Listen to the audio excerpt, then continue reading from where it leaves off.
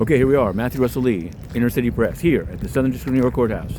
Today, Friday, February 21st, 2025. Now, today we're going to be covering the Luigi Mangione state case. So it's not just SDNY. We'll be going around a couple blocks away, so you should be able to see that. But yesterday we covered the opening statements in U.S. versus Charlie Javice, and it's all turning around JPM Chase, the defense openings, which they wanted to be longer. They actually said that it would be ineffective assistance of counsel if they were limited. But their argument was pretty clear. It was that JPM Chase got what they paid for. They were trying to keep Bank of America and Capital One from buying this fintech, Frank. And actually, they weren't really buying the old customers that had already gone through the FAFSA process. They were buying a platform to try to hook high school students on bank accounts with Chase. So we'll see how it plays out. It's going to be a long trial. We'll probably do some of it before we cover Mangione this afternoon. Now, as we just reported this morning, early this morning, Tony Ricco, one of Sean Combs' lawyers, filed to be relieved from the case. But interestingly enough, in a kind of cryptic line, he said, "I cannot continue in this representation consistent with the ABA standards of criminal justice."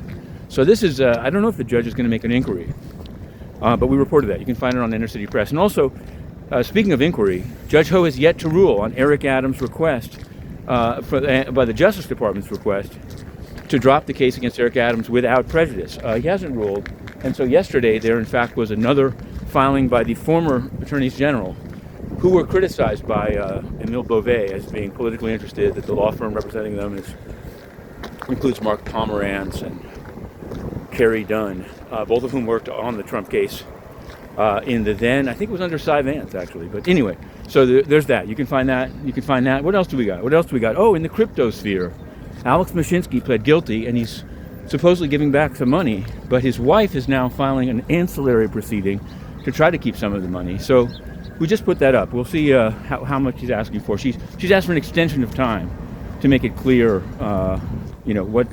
what she's asking for. There's in the Blake Lively case, there's a protective order, and as there's a fight about the protective order.